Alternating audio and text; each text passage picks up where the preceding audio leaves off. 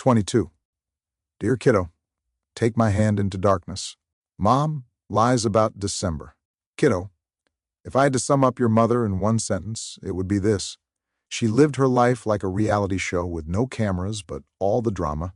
My birthday weekend had barely ended, and instead of a calm return to normalcy, I found myself smack in the middle of another episode of As Mom's World Turns.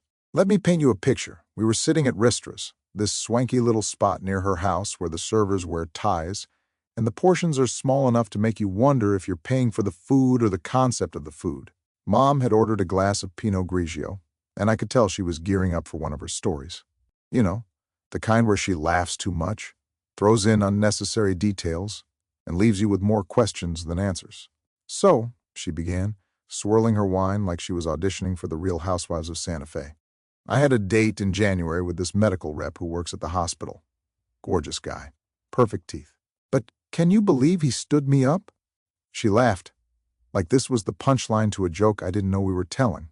I stared at her, fork frozen halfway to my mouth. Wait, back up. I thought you were trying to get back together with Craig? And here's where the story takes its first left turn into Crazy Town. She blinked at me, all wide-eyed innocence, and said, Craig? What are you talking about? Mom, I said, trying to keep my voice calm. You just divorced him.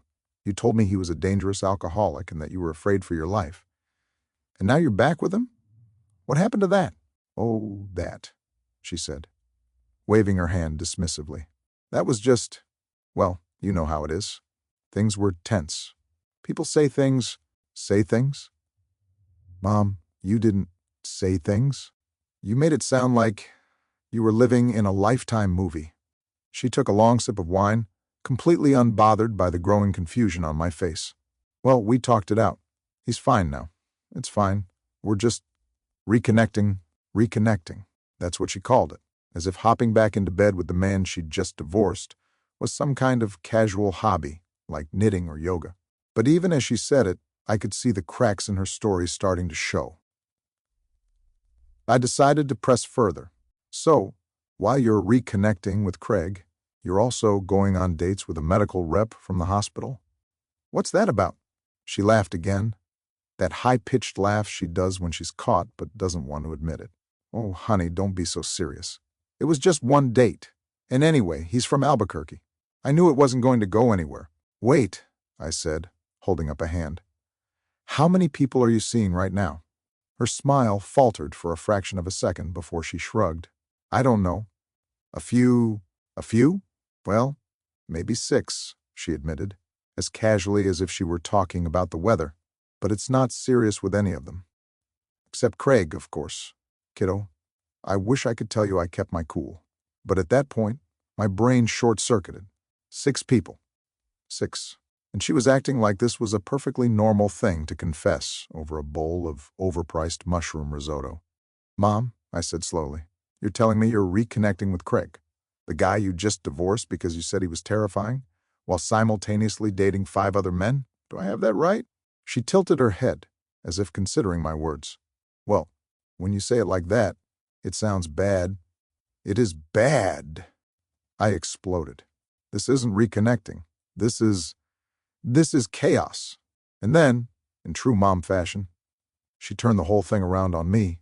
Oh, please, she said, rolling her eyes. Don't act like you've never dated multiple people at once. Mom, I said, I've never even dated 6 people in my entire life, let alone at the same time. She waved me off, like I was the one being unreasonable. You're so dramatic. It's not like I'm marrying any of them, except maybe Craig.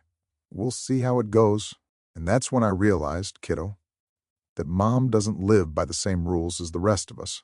She's playing a completely different game, one where logic and morality are optional, and the only real goal is to keep things interesting.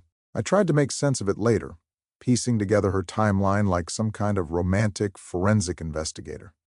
But the truth is, there's no making sense of Mom. She operates on a level of chaos that defies reason. One minute, she's terrified of Craig. The next, she's back in his bed. One day, she's laughing about being stood up.